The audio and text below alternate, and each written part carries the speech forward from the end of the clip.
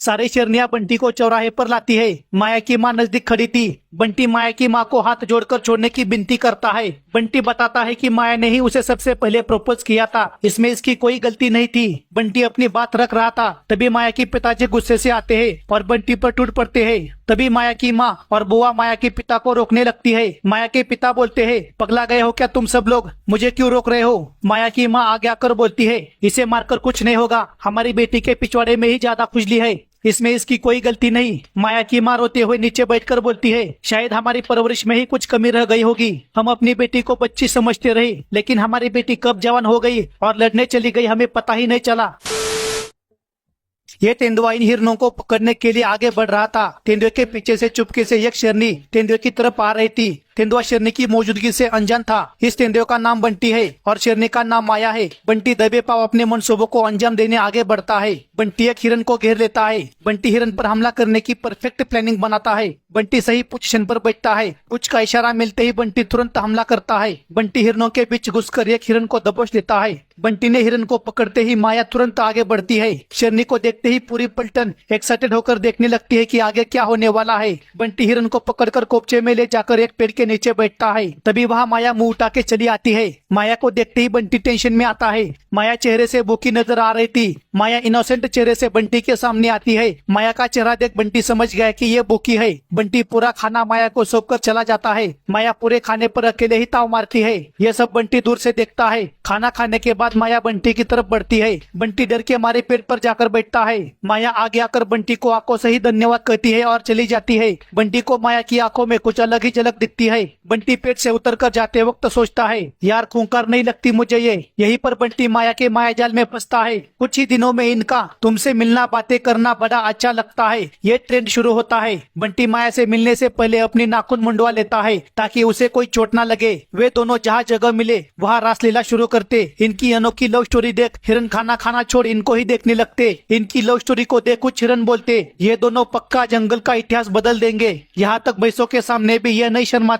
माया के बेशर्म रंगों को देख एक भैंसा आगे आकर माया को बोलता है, चली जा यहाँ से, प्यार की पैसी कही की, तेरी इस हरकत का हमारे बच्चों पर बुरा असर पड़ता है। माया चुपचाप चली जाती है। फिर दोनों गेंडों की गली में रासलीला शुरू करते हैं, लेकिन वहाँ से भी उनको भगाया जाता है। बंटी माया के लिए सुअर का शिकार करता है। माया सुअर को खाने के लिए जैसे ही आगे आती है तो यह हाथी माया को दूर भगाता है। ये दोनों समझ गए कि ये जालिम दुनिया इनके प्यार को कभी स्वीकार नहीं करेगी। माया बंटी के पास आकर बोलती है, चलो कहीं दूर चलते हैं इस जालिम दुनिया से। दूर जाकर फिर दोनों वही दिल लाते हैं। इनके बीच का गहरा प्यार देखकर मुझे लगता है कि ये दोनों पिछले जन्म में कुंवारे ही मर गए होंगे। तभी पास से ही एक हाइना गुजर रहा था। इनकी रासलीला का आवाज सुनकर हाइना रुककर आवाज की तरफ देखने लगता है। आवाज को सुनकर हाइना बोलता है, यह कैसी आवाज है, जंगल में ऐसी आवाज पहली बार सुना मैंने, जरा मैं भी तो देखूं। हाइना आगे आकर दोनों को रासलीला करते हुए देखता है। इनको देख हाइना बोलता है, अब आएगा मजा।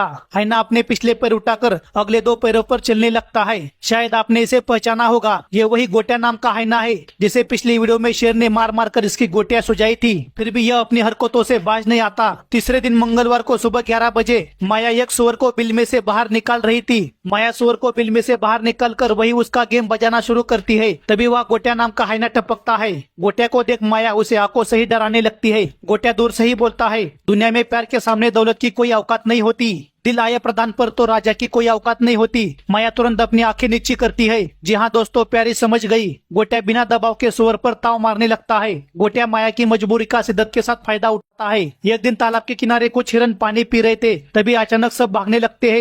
एक हिरन गलती से फिसलकर पानी में गिरता है। तभी बंटी उस पर हमला करता है और उसे पकड़कर कोपचे में ले जाने लगता है। अब तेंदुए ने शिकार की हो और हाइना ना आई, ऐसा कभी हुआ है क्या। यहाँ पर भी गोटिया टपकता है। तालाब के पानी को हिलता देख गोटिया समझ गया कि यहाँ पर किसी का गेम बजा है। वह सुनकर सिचुएशन का जायजा लेता है। वह हिरन की खुशबू को फॉलो करते हुए बंटी के पास जाता है। बंटी के पास जाते ही गोटिया बोलता है, मैं अभी अभी माया से मिलकर आया हूँ, मेरे पास टाइम नहीं है, चल भाग यहाँ से। बंटी हिरन को छोड़कर तुरंत भागता है। तभी हिरन भी चांस मार के खिसकता है। गोटिया हिरन को पकड़ने की नाकाम कोशिश करता है। गोटिया खाली हाथ तालाब के पास आता है। गोटिया पानी में उतरकर बाकी जानवरों को आवाज लगाता है और बोलता है, इस तालाब का पानी बहुत मीठा है, आओ पानी पी लो। लेकिन गोटिया की यह ठरकी टेक्निक काम नहीं करती।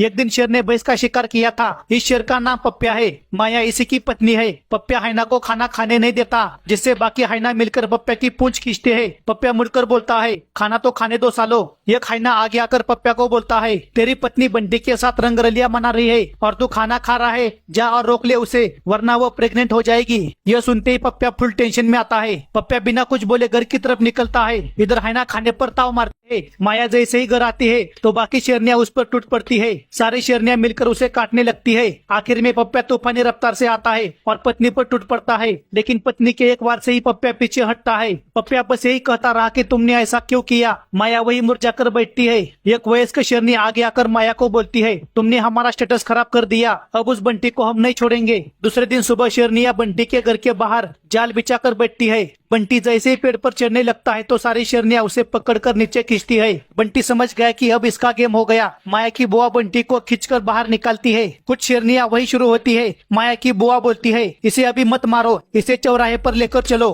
ताकि बाकी जानवरों को पता चले कि हमसे दिल लगाने का अंजाम क्या होता है। सारी शेरनियां बंटी को चौराहे पर लाती है। माया की माँ नजदीक खड़ी थी। बंटी माया की माँ को हाथ जोड़कर छोड़ने की विनती करता है। बंटी बताता है कि माया ने ही उसे सबसे पहले प्रपोज किया था, इसमें इसकी कोई गलती नहीं थी। बंटी अपनी बात रख रहा था, तभी माया के पिताजी गुस्से से आते हैं और बंटी पर टूट पड़ते हैं। तभी माया की माँ और बुआ माया के पिता को रोकने लगती है। माया के पिता बोलते हैं, पगला गए हो क्या तुम सब लोग, मुझे क्यों रोक रहे हो। माया की माँ आगे आकर बोलती है, इसे मारकर कुछ नहीं होगा, हमारी बेटी के पिछवाड़े में ही ज्यादा खुजली है, इसमें इसकी कोई गलती नहीं। माया की माँ रोते हुए नीचे बैठकर बोलती है, शायद हमारी परवरिश में ही कुछ कमी रह गई होगी। हम अपनी बेटी को बच्ची समझते रहे, लेकिन हमारी बेटी कब जवान हो गई और लड़ने चली गई हमें पता ही नहीं चला। वहाँ कुछ देर तक सन्नाटा छा जाता है। बंटी को चौराहे पर बिठाकर शेर उसके पास बैठकर सोचने लगते हैं कि आगे क्या किया जाए। बंटी तेरे नाम के सलमान खान की तरह चुपचाप पड़ा रहता है। थोड़ी देर बाद बंटी उठकर देखता है कि सारे शेर दूसरी ओर देख रहे थे। शेरों की नजर बंटी पर नहीं थी।